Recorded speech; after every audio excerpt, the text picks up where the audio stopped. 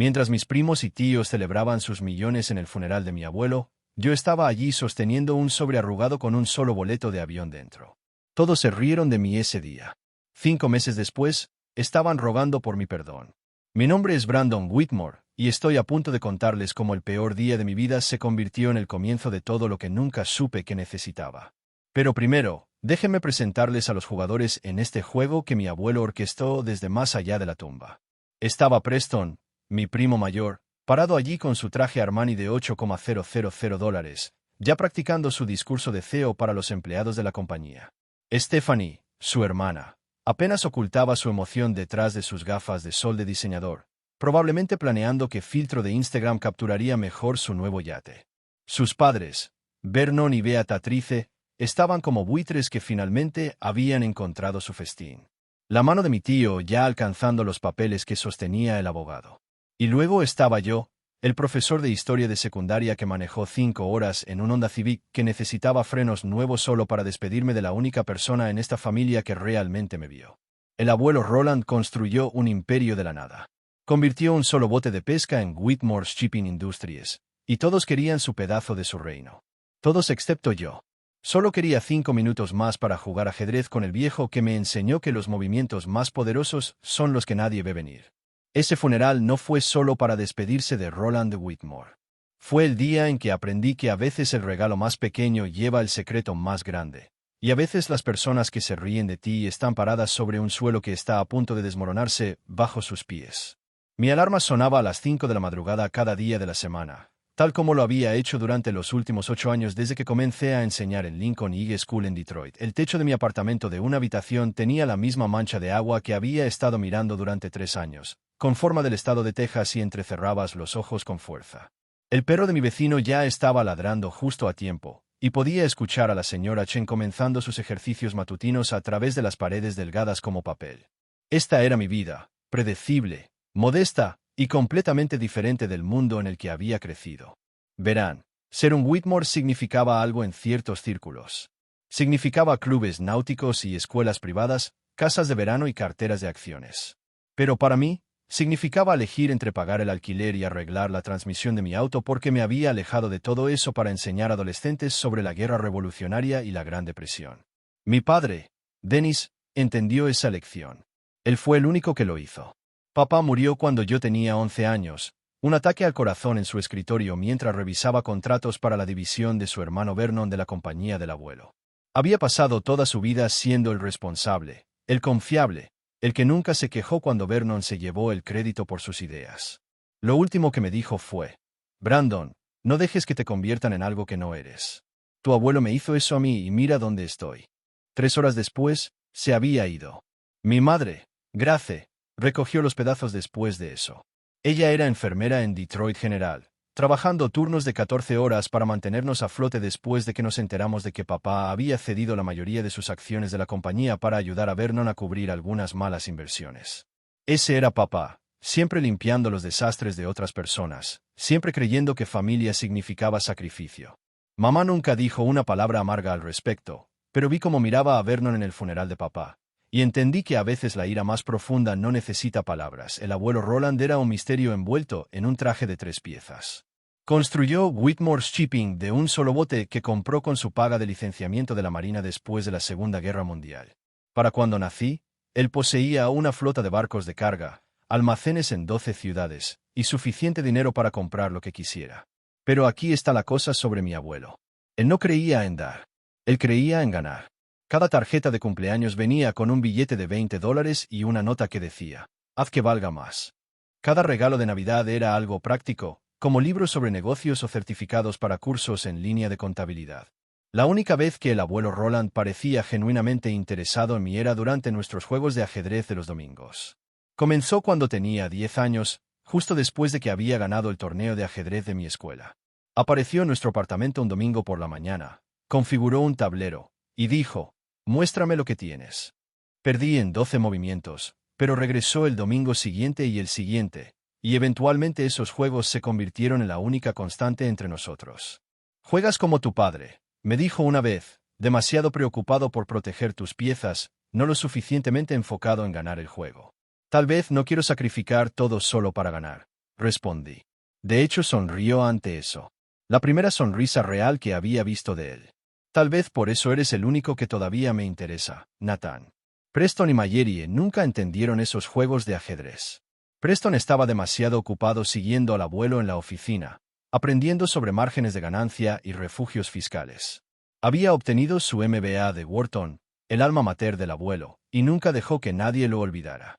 Cada cena familiar se convertía en la charla TED personal de Preston sobre optimización de mercado y adquisiciones estratégicas. Hablaba en palabras de moda y diapositivas de PowerPoint, convirtiendo cada conversación en una presentación de negocios. Mallory adoptó un enfoque diferente. Se convirtió en una marca, narrando su vida como heredera naviera en las redes sociales. 200,000 seguidores la veían posar en varios barcos con varios atuendos de diseñador en varios puertos europeos. Ella lo llamaba construir su plataforma, pero realmente solo estaba gastando el dinero del abuelo mientras esperaba más. Su mayor logro fue obtener una marca de verificación azul en Instagram y salir con un banquero suizo que poseía un viñedo. Vernon y Beatrice, los padres de Preston y Mallory, eran la pareja poderosa definitiva de la manera más hueca posible. Vernon había trabajado su camino hasta CFO de Whitmore's Shipping, aunque la mayoría del trabajo real lo hacía su asistente. Beatrice pasaba su tiempo en galas benéficas, no porque se preocupara por las causas, sino porque le gustaba ver su foto en las páginas de Sociedad. Vivían en una casa tan grande que necesitaban un sistema de intercomunicador para hablarse entre ellos. Y luego estaba yo enseñando a 43 adolescentes sobre la Constitución, calificando trabajos en una mesa de cocina que compré en una venta de garaje, y sintiéndome más realizado de lo que cualquiera de ellos podía imaginar. Esa era mi vida antes del funeral, antes del sobre, antes de que todo cambiara. Pensé que sabía quién era y de dónde venía. Resulta que había estado observando las piezas equivocadas en el tablero todo el tiempo. El Rochester Country Club nunca se había sentido más sofocante de lo que se sintió esa tarde de octubre. El abuelo Roland había solicitado específicamente que su testamento se leyera aquí en la misma sala revestida de roble donde había negociado sus mayores tratos sobre brandy y puros. La mesa de caoba reflejaba nuestros rostros como un espejo oscuro, y podía ver a Preston ajustando su Rolex por tercera vez en 5 minutos. Acabábamos de venir del cementerio donde la lluvia de otoño había convertido el entierro en un desastre lodoso del que Beatrice se quejó todo el viaje. Antes de comenzar, el señor Hardwick, el abogado de la familia, ajustó sus gafas de montura metálica y aclaró su garganta. Quiero que todos sepan que Roland fue muy específico sobre estos arreglos. Revisó este testamento una semana antes de su fallecimiento. Vernon se inclinó hacia adelante, sus manos ya formando puños de anticipación. ¿Entendemos, Hardwick? Roland discutió el plan de sucesión conmigo extensamente. Eso era una mentira, y todos lo sabían. El abuelo nunca discutía negocios fuera de la oficina, y ciertamente nunca prometió nada a nadie. Pero Vernon le había estado diciendo a cualquiera que escuchara que iba a tomar el control como CEO, que Preston sería su mano derecha, y que el legado familiar estaba seguro. Procedamos, entonces. Hardwick abrió la carpeta encuadernada en cuero. A mi hijo mayor, Vernon Whitmore, y su esposa, Beatrice, les dejo la propiedad en los Hamptons, y la cartera de inversiones contenida en una cuenta que termina en 471. Beatrice agarró el brazo de Vernon, su brazalete de diamantes captando la luz. La casa de los Hamptons. Oh, Vernon. Si recordó cuánto la amábamos allí. A mi nieto, Preston Whitmore, Hardwick continuó. Le dejo Whitmore's Shipping Industries y todos sus activos operacionales, con la condición de que mantenga los niveles de empleo actuales durante al menos un año. Preston se levantó tan rápido que su silla raspó contra el piso. Lo sabía, abuelo. No te defraudaré. Ya estaba sacando su teléfono, probablemente para actualizar su perfil de LinkedIn a CEO. A mi nieta, Mallory Whitmore, le dejo el ático de Manhattan en Central Park West y el yate, Serenity, actualmente amarrado en Newport. Mallory soltó un chillido que podría haber roto el cristal. ¿El ático? Oh, Dios mío, ¿sabes cuánto vale eso? ¿Y el yate? Mis seguidores van a morir. El señor Hardwick se volvió hacia mí, y vi algo en sus ojos que parecía casi como lástima. Y a mi nieto, Nathan Whitmore, le dejo esto. Sacó un pequeño sobre blanco, gastado en las esquinas, mi nombre escrito a través de él con la letra temblorosa del abuelo. La sala quedó en silencio durante exactamente 2 segundos antes de que Preston comenzara a reír. ¿Hablas en serio? La voz de Preston se quebró de diversión. Eso es todo. ¿Un sobre? Lo tomé con manos firmes, aunque mi corazón latía con fuerza. El papel se sentía delgado, insignificante. Dentro había un solo boleto de avión. Roma, solo ida, saliendo en 48 horas. Déjame adivinar. Preston arrebató el boleto de mi mano antes de que pudiera detenerlo.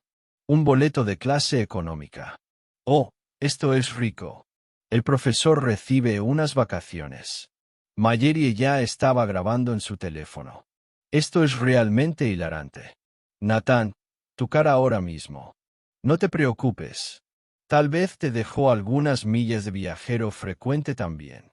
Vernon se levantó, enderezando su corbata con la autoridad de alguien que acaba de ganar todo. Roland siempre dijo que carecías del instinto asesino para los negocios, Nathan. Al menos te dio algo bonito. Roma es encantadora en esta época del año. Probablemente es su forma de decir adiós, agregó Beatatrice, su voz goteando con falsa simpatía. Un pequeño viaje para ayudarte a procesar todo. ¡Qué considerado! Mi madre, que había estado en silencio en la esquina, finalmente habló. ¿Eso es todo, señor Hardwick? Eso concluye la distribución de activos, respondió Hardwick, cerrando la carpeta. Hay una carta personal para Nathan que debe abrirse solo a su llegada a Roma. ¿Una carta? Preston prácticamente aullaba ahora. ¿Qué va a decir? Lo siento, ¿eres pobre? Disfruta la pizza. Preston, suficiente, dijo Vernon, aunque estaba sonriendo. Nathan eligió su camino. Quería ser maestro, y Roland respetó eso lo suficiente como para darle un regalo de despedida. Todos deberíamos estar agradecidos por lo que hemos recibido. Miré el boleto de nuevo. 15 de octubre, 3 de la tarde llegada. Vuelo de Alitalia, 61. ¿Por qué tan específico? ¿Por qué Roma? El abuelo nunca había mencionado Italia en todos nuestros años de juegos de ajedrez. Había hablado de Shanghái, Londres, Hamburgo, pero nunca de Roma. Bueno, me levanté, deslizando el boleto de vuelta en el sobre. Supongo que mejor empaco. ¿Realmente vas a ir? Mayeri parecía genuinamente sorprendida. ¿Vas a usar tus días de enfermedad para hacer un viaje aleatorio a Roma? Tu abuelo me dio un boleto, dije, encontrando los ojos de cada uno de ellos por turnos. Lo menos que puedo hacer es usarlo. Vernon sacudió la cabeza. Tonto sentimental, igual que tu padre. Dennis nunca entendió que la emoción no tiene lugar en los negocios tampoco. Fue entonces cuando supe que definitivamente iba a subir a ese avión porque Vernon estaba equivocado sobre mi padre, equivocado sobre mí, y tal vez, solo tal vez, equivocado sobre lo que el abuelo realmente me había dejado. El boleto no pesaba nada en mi bolsillo, pero de alguna manera se sentía más pesado que todos los millones que acababan de heredar. Mientras salía de ese club de campo, su risa siguiéndome hasta el estacionamiento, recordé las últimas palabras del abuelo durante nuestro último juego de ajedrez. Los mejores movimientos, Nathan, son los que tu oponente nunca ve venir. La lluvia había parado, y por primera vez ese día, el sol atravesó las nubes. Esa noche, me senté en mi mesa de cocina mirando el boleto de avión mientras mi computadora portátil mostraba el saldo de mi cuenta bancaria, $1,847.23. Mi alquiler vencía en 5 días. Mi auto necesitaba pastillas de freno nuevas. Tenía 43 ensayos sobre la guerra civil para calificar. Cada parte lógica de mi cerebro gritaba que volar a Roma era una locura. Pero no podía dejar de pensar en la cara del abuelo durante nuestro último juego de ajedrez, solo 2 semanas antes de que muriera. Había sido diferente ese día, más suave de alguna manera. como si finalmente hubiera dejado de interpretar un papel que había estado representando durante décadas. Nathan, había dicho, moviendo su caballo en un patrón que no reconocí. ¿Qué sabes sobre la confianza? Se gana, no se da, había respondido. La misma respuesta que nos había inculcado a todos desde la infancia. No, muchacho. La verdadera confianza es saber cuándo seguir sin entender por qué. Tu padre sabía eso. Me confió algo una vez, algo precioso, y le fallé. Pero tú, Nathan, eres diferente. No quieres nada de mí. Nunca lo he querido, abuelo. Lo sé. Por eso cuando llegue el momento, confiarás en mí, incluso cuando todos los demás piensen que eres un tonto. Ahora sosteniendo ese boleto, sus palabras se sentían menos como un recuerdo y más como un mensaje. Tomé mi teléfono y llamé a mi madre. Voy a ir, dije tan pronto como contestó. Sabía que lo harías, respondió Grace sin vacilación. Tu abuelo me llamó el mes pasado. No dijo mucho, solo que debería apoyar cualquier decisión que tomaras después del funeral. Mamá, esto es una locura. No puedo permitirme faltar al trabajo. Tengo responsabilidades. Nathan, tu padre una vez me dijo que Roland no siempre fue el hombre que conocíamos. Dijo que había un antes y un después en la vida de su padre, y solo conocíamos el después. Tal vez esto se trata del antes. Pasé la siguiente mañana en Lincoln y organizando un maestro sustituto. Mi directora, la doctora Washington, no estaba contenta con la solicitud repentina, pero nunca había tomado un día de enfermedad en 6 años, así que a regañadientes aprobó 3 días libres. 3 días para volar a Roma y descubrir qué juego estaba jugando mi abuelo. Señor Whitmore, ¿está bien?, preguntó Yasmín, una de mis estudiantes más brillantes después de mi última clase. Parece diferente hoy. Solo pensando en historia, Yasmín. Como a veces los momentos más importantes parecen nada cuando están sucediendo. Empaqué ligero, una bolsa de mano con 2 cambios de ropa y el viejo diario de cuero de mi padre que había llevado desde su funeral. El Uber al aeropuerto metropolitano de Detroit me costó $32 que no podía permitirme, pero ya estaba comprometido con esta locura. En la puerta, esperando para abordar, saqué el sobre de nuevo. Fue entonces cuando noté algo que había pasado por alto antes. En la esquina, apenas visible, había un pequeño número escrito a lápiz. 1947, el año en que el abuelo habría tenido 22 años.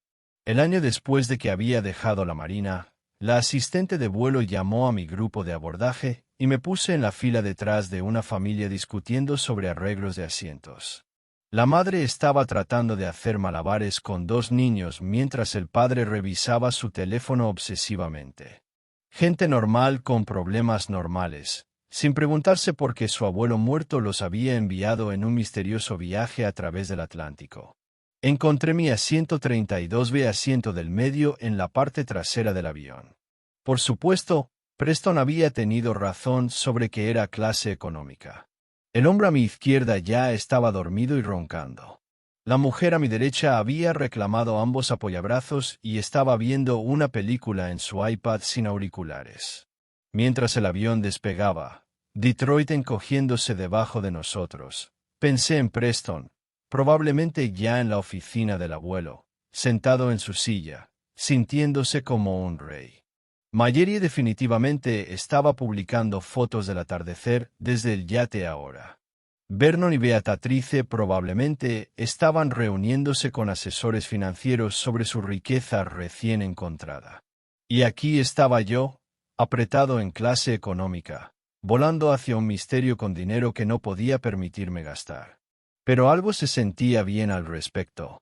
Por primera vez desde que el abuelo murió, sentí que estaba exactamente donde se suponía que debía estar. La asistente de vuelo pasó con bebidas. Señor, ¿algo para beber? Solo agua, gracias. Me entregó una botella, y mientras la abría, recordé otra lección de ajedrez. El abuelo había sacrificado su reina, la pieza más poderosa, para ganar un juego. Había estado conmocionado, incapaz de entender por qué renunciaría a tanto. El poder no se trata de lo que tienes, Nathan, había explicado. Se trata de lo que estás dispuesto a perder para ganar algo mejor. La mayoría de la gente no puede ver más allá de la pérdida. Por eso nunca realmente ganan. El avión se inclinó hacia el este, dirigiéndose hacia la noche hacia Roma y lo que sea que el abuelo hubiera escondido allí. Mis primos pensaban que habían ganado todo lo que importaba. Pero mientras me acomodaba para el vuelo de 8 horas, tenía la sensación de que el juego real del abuelo apenas comenzaba, y yo era la única pieza que había posicionado para jugarlo. El capitán anunció nuestra altitud de crucero, y cerré mis ojos, el diario de mi padre presionado contra mi pecho, confiando en el plan de un hombre muerto, aunque no podía ver el tablero. Las ruedas tocaron tierra en el aeropuerto Fiumicino de Roma exactamente a las 3:07 de la tarde hora local. Mis piernas estaban acalambradas. Me dolía la espalda y apenas había dormido durante el vuelo de 8 horas. Los anuncios en italiano se mezclaban con inglés mientras rodábamos a la puerta y de repente la realidad me golpeó. Estaba en Roma sin reserva de hotel, sin plan y sin idea de qué se suponía que debía hacer después. Inmigración fue un borrón de sellos y preguntas. ¿Propósito de la visita? El oficial preguntó en inglés con acento. Honestamente, no lo sé, respondí, demasiado cansado para mentir. Me miró extrañamente, pero selló mi pasaporte de todos modos. Bienvenido a Italia. Seguí a la multitud hacia el reclamo de equipaje, aunque solo tenía mi equipaje de mano. El salón de llegadas era un caos. Familias reuniéndose, conductores sosteniendo carteles para gente de negocios, turistas luciendo perdidos. Estaba a punto de dirigirme a la salida cuando lo vi. Un cartel impreso profesionalmente que decía Nathan Whitmore, sostenido por un hombre en un traje negro costoso. Mi corazón se detuvo. Me acerqué con cautela. Soy Nathan Whitmore. La cara del conductor se iluminó de alivio. Señor Whitmore, finalmente, por favor venga rápido. Su inglés tenía mucho acento, pero era claro. ¿Quién lo envió? Su abuelo organizó todo hace meses. Mi nombre es Lorenzo. Por favor, tenemos un largo viaje. Tomó mi bolsa antes de que pudiera protestar y me llevó afuera a un sedán Mercedes negro que probablemente costaba más de lo que ganaba en 2 años. El aire de octubre era cálido, nada como el frío otoñal de Detroit. Lorenzo abrió la puerta trasera para mí, y me deslicé sobre asientos de cuero que se sentían como nubes. ¿A dónde vamos?, pregunté mientras se alejaba de la acera. Finca Monturi, 1 hora al norte en las colinas Sabinas. No entiendo. Mi abuelo nunca mencionó ninguna finca en Italia. Lorenzo encontró mis ojos en el espejo retrovisor. El señor Roland, él era dueño de la finca durante 45 años. Él visitaba cada septiembre una semana, siempre solo. 45 años. Eso significaría desde 1980, cuando yo tenía menos 12 años. Las matemáticas no tenían sentido. Nada tenía sentido. Dejamos atrás la expansión de Roma, subiendo a colinas cubiertas con olivares y viñedos. El paisaje era casi dolorosamente hermoso, como algo de una película sobre encontrarse a uno mismo en Italia. Lorenzo conducía con confianza italiana, tomando curvas a velocidades que me hicieron agarrar la manija de la puerta. ¿Cómo conoció a mi abuelo?, pregunté. Mi padre fue su conductor primero. Cuando papá murió, yo tomo el relevo. 20 años ahora. Conduzco al señor Roland cuando viene 20 años de visitas de septiembre que ninguno de nosotros conocía. ¿Qué más había escondido el abuelo? El camino se volvió más estrecho, serpenteando a través de un pequeño pueblo donde hombres viejos se sentaban afuera de un café viéndonos pasar. Entonces Lorenzo giró en un camino privado bordeado con cipreses. Al final, puertas electrónicas se abrieron automáticamente, revelando una villa que me quitó el aliento. 3 pisos de piedra color miel, terrazas con vista a viñedos interminables, jardines que parecían pertenecer a una pintura del Renacimiento. Lorenzo se estacionó frente a puertas de madera masivas que debían tener siglos de antigüedad. Antes de que pudiera procesar lo que estaba viendo, las puertas se abrieron y una mujer anciana emergió. Era elegante de una manera que no tenía nada que ver con dinero y todo que ver con gracia.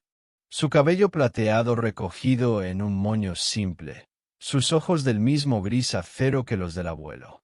Caminó hacia mí lentamente, lágrimas corriendo por su rostro, y supe antes de que Lorenzo dijera las palabras que cambiaron todo. Nathan, Lorenzo dijo suavemente. Conoce a tu abuela, Sophia Whitmore. El mundo se inclinó. De hecho, alcancé el auto para estabilizarme. Eso es imposible.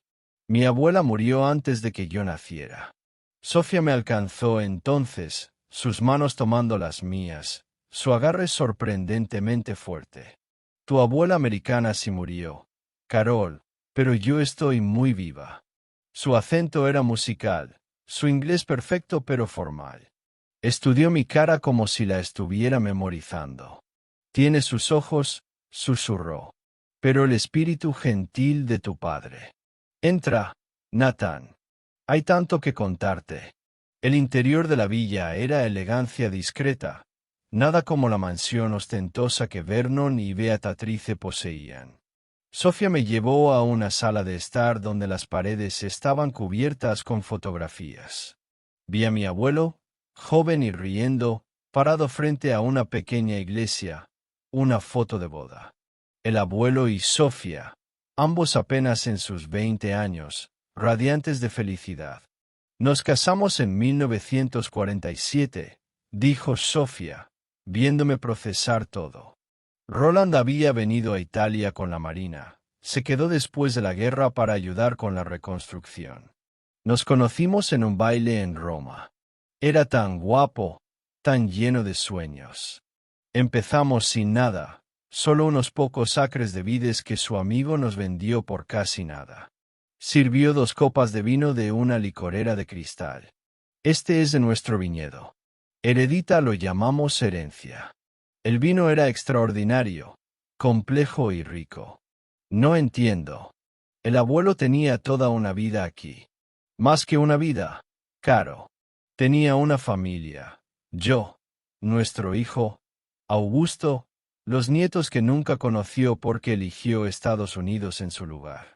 Él te dejó. La guerra de Corea comenzó. Roland sintió el llamado del deber. Se suponía que iba a estar fuera 6 meses. Su voz no llevaba amargura, solo tristeza. Pero conoció a tu abuela americana mientras estaba de permiso. Ella estaba embarazada de Vernon.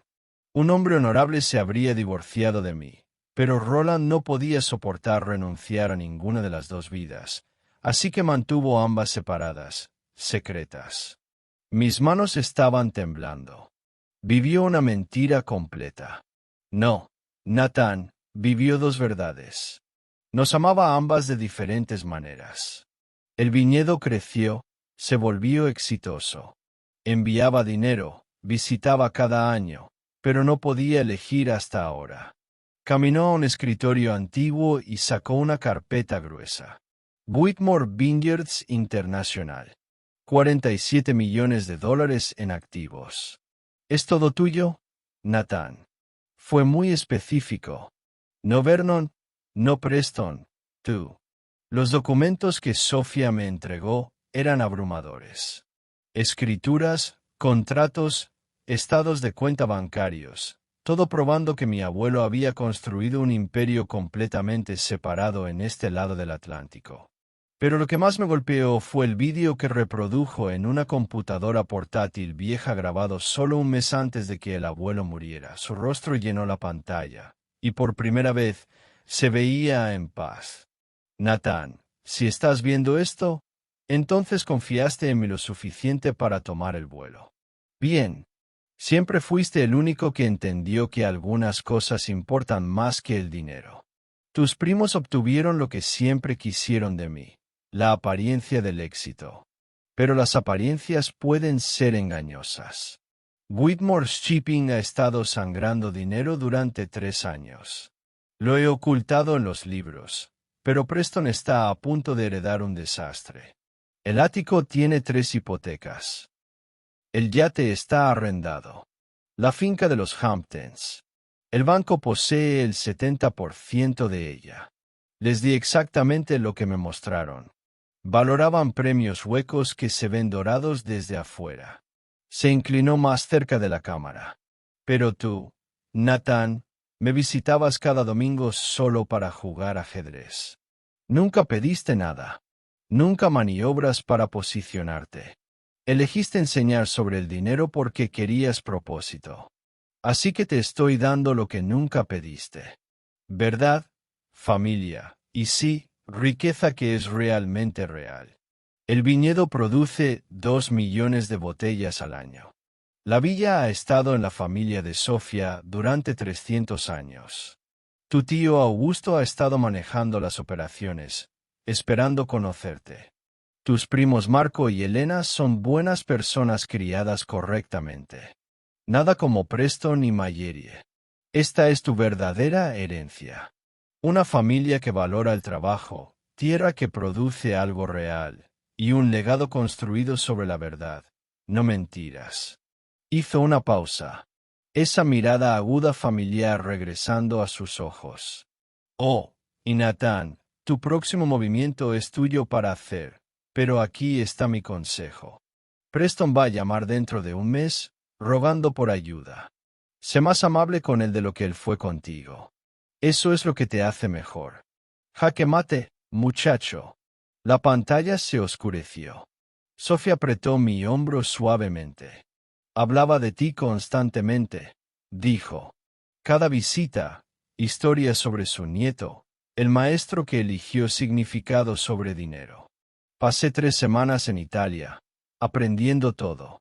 El tío Augusto se parecía tanto a mi padre, que apretaba mi pecho. Dirigía las operaciones de viñedo con eficiencia tranquila, nunca amargado por ser el hijo oculto. Marco y Elena, mis primos italianos, me dieron la bienvenida como un hermano que regresaba de la guerra. Me enseñaron sobre vino, sobre la tierra, sobre el abuelo que conocían versus el que yo conocía. Era diferente aquí. Elena me dijo una noche mientras caminábamos por las vides. Más ligero. Trabajaba a los campos, manos en la tierra, riendo. No el empresario que conocías. La llamada de Preston llegó exactamente 23 días después. Estaba de vuelta en Detroit enseñando mis clases cuando mi teléfono sonó a medianoche. Nathan, soy Preston. Necesitamos hablar. Su voz había perdido toda su arrogancia. La compañía está en bancarrota. Los contadores encontraron todo. Papá perdió la casa. El ático de Mallerie fue ejecutado ayer. Todo se fue. Lo siento, Preston. No, no lo sientes y no deberías. Fuimos horribles contigo. Hizo una pausa y lo escuché luchando. El abuelo te dejó algo real. ¿No es así? Sí. Bien. Lo mereces. Eras el único que realmente lo amaba en lugar de su dinero. Le hice una oferta a Preston al día siguiente. Administrar la distribución estadounidense para los vinos Heredita. Salario, no propiedad. Aceptó inmediatamente.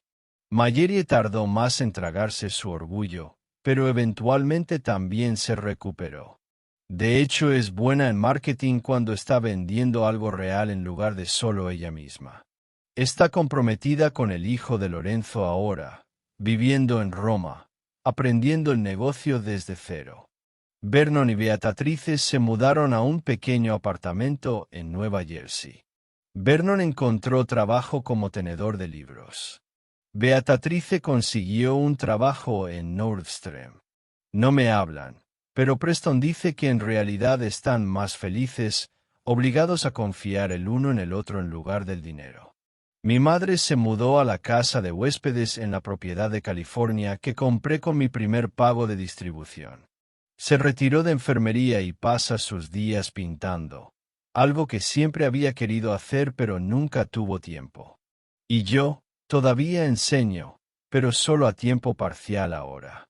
Los veranos los paso en Italia aprendiendo el negocio del vino, conociendo a la familia que nunca supe que existía. Mis estudiantes piensan que es hilarante que su profesor de historia posea un viñedo. Lo uso para enseñarles sobre comercio internacional, agricultura y empresas familiares. La semana pasada, estaba a la villa jugando ajedrez con el tío Augusto cuando dijo algo que me detuvo en seco. Sabes, tu abuelo siempre decía que el ganador no es quien toma más piezas, sino quien sabe qué piezas realmente importan. Miré el tablero, luego los viñedos a través de la ventana, luego la foto del abuelo en la pared, joven y esperanzado en 1947. Él ganó, dije. Solo tomó 60 años para que terminara el juego. Augusto sonrió. No, Nathan, tú ganaste. Simplemente no sabías que estabas jugando. Ese sobrearrugado del que todos se rieron. No era solo un boleto de avión. Era una invitación a descubrir quién realmente era, de dónde realmente venía, y qué realmente importaba. Mi abuelo les dio a mis primos lo que pensaban que querían y me dio lo que no sabía que necesitaba. La última botella de vino que el abuelo produjo personalmente se encuentra en mi apartamento en Detroit sin abrir. La etiqueta dice Heredita 2024 y debajo con su letra para Nathan, quien entendió que la mejor herencia no es lo que te dan sino lo que confían que continúes. Cada domingo todavía juego ajedrez, a veces con Augusto en Italia, a veces con mis estudiantes en Detroit, a veces solo, pensando en el viejo que orquestó el juego más largo que jamás haya visto. Me enseñó que la verdadera riqueza no se mide en dólares, sino en verdad, familia, y el coraje de confiar cuando nada tiene sentido. Resulta que el tablero que todos los demás estaban observando, eso era solo la distracción. El juego real estaba sucediendo en un tablero completamente diferente, en un país diferente, en un idioma diferente. Y el abuelo se aseguró de que yo fuera el único que recibiera una invitación para jugar. Si disfrutaste esta historia, por favor dale me gusta y compártela con alguien que necesite recordar que a veces los regalos más pequeños llevan las sorpresas más grandes. Deja un comentario abajo sobre un momento en que algo aparentemente insignificante cambió tu vida. Y no olvides suscribirte al canal para más historias sobre familias, secretos y las formas inesperadas en que la vida revela quién es realmente. El otoño regresó a las colinas sabinas como una pintura viva. Las hojas doradas se mezclaban con el aire del vino nuevo, y yo me encontraba otra vez en la villa, ahora más mía de lo que me atrevía a admitir. Cada habitación respiraba historia. Pero fue la biblioteca, una tarde de lluvia, cuando lo noté. Entre los retratos antiguos de los antepasados de Sofía, había uno nuevo, colgado torpemente, como si alguien lo hubiese añadido recientemente. El hombre de la pintura tenía unos 30 años, el cabello oscuro y una sonrisa que conocía. Era mi padre, solo que no podía serlo. El retrato tenía fecha de 1969, pintado por un artista romano famoso. Pero mi padre ni siquiera había estado en Italia. O eso creía. Le pregunté a Sofía, pero su rostro palideció. Ese cuadro, susurró, Roland lo encargó poco después de su última visita antes de la Guerra del Golfo. Dijo que era para recordar algo que podría perder. La forma en que lo dijo me heló. Mi padre había estado aquí, ¿también? ¿Había sabido la verdad antes que yo? Esa noche, encontré una carta escondida detrás del retrato, firmada con las iniciales W. Dennis Whitmore. Si lees esto, hijo, significa que finalmente encontraste el lugar donde comenzó todo. Perdóname por no decirte la verdad. Yo también heredé un secreto, no solo una deuda. La carta terminaba abruptamente, como si alguien lo hubiese interrumpido. Por primera vez, pensé que el juego de ajedrez de mi abuelo todavía no había terminado. Una semana después, Augusto y yo viajamos a Génova para una cata de exportadores. Entre los presentes, había hombres que habían trabajado con Whitmore Shipping durante décadas. Uno de ellos, un viejo marinero llamado Enzo, se me acercó después de la cena. «Tú eres el nieto americano, ¿verdad?», dijo en voz baja. «Tu abuelo no solo movía mercancía, movía información». Resultó que Roland Whitmore había fundado una red llamada la Società dei Porti, una alianza de capitanes y comerciantes que controlaban rutas marítimas secretas durante la Guerra Fría. No traficaban armas ni drogas, sino arte. Obras que el abuelo protegía de la destrucción o el robo. Algunas nunca fueron devueltas, dijo Enzo con una mirada que no olvidaré. Y hay una en particular, desaparecida desde 1949, que aún lleva el nombre de tu familia. La Madonna Perduta. Volví a Roma con un peso nuevo. Si era cierto, mi abuelo no solo había sido un empresario. Había sido un jugador en una partida geopolítica que se extendía más allá del tablero familiar. Y ahora el turno era mío. El nombre me obsesionó durante semanas. Busqué en archivos, contacté a museos, hasta que finalmente un correo llegó desde Florencia. Una restauradora llamada Dr. Caterina Bellini decía tener algo que debía ver. Cuando llegué a su taller, el aire olía a aceite de linaza y polvo de siglos. Fue entregada anónimamente hace 2 años, me explicó Caterina, levantando la tela que cubría un lienzo. Ahí estaba, una virgen con un niño, de estilo renacentista, pero en la esquina inferior, en pintura desvaída, se leía: «Para SW, mi verdadero hogar. SW Sophia Whitmore». El cuadro había sido pintado por un aprendiz desconocido de Caravaggio. Pero lo más impactante no era la pintura, sino lo que escondía. Al iluminarla con luz ultravioleta, apareció un segundo mensaje bajo las capas de pintura. La verdad está en el vino. 1947. Mi respiración se detuvo. Ese era el año del sobre, del matrimonio secreto, del comienzo del imperio. Caterina me miró con curiosidad. ¿Sabes qué significa? Sí, dije despacio. Creo que mi abuelo escondió algo en una botella. De regreso en la villa, pasé días revisando los archivos del viñedo. Entre miles de registros, hallé una mención. Lato número 1, Riserva Privata, 1947. 12 bottiglie. Solo quedaba constancia de una aún en existencia, guardada en una cripta bajo la casa principal. Nadie la había abierto en más de 70 años. Augusto y yo bajamos esa noche con una linterna y una mezcla de reverencia y miedo. La botella estaba sellada con cera roja y una inscripción diminuta en el cuello. Para quien comprenda el sacrificio. Cuando rompimos el sello, no solo vino salió del interior. Había un cilindro metálico oculto en el corcho. Dentro, un documento amarillento. La escritura original del viñedo, firmada por Sofía y Roland, y una lista de nombres con coordenadas. En el margen, con la letra inconfundible del abuelo. Este viñedo no es solo una herencia. Es una promesa. Si alguna vez el poder corrompe a un Whitmore, vuelve aquí. El vino te mostrará la verdad. Miré a Augusto, y él asintió. Entonces el juego sigue, dijo. Pero ahora jugamos juntos. Y mientras subíamos las escaleras con la botella abierta y el amanecer filtrándose por las ventanas, supe que mi abuelo no había planeado solo mi redención. Había planeado la nuestra. De toda la familia.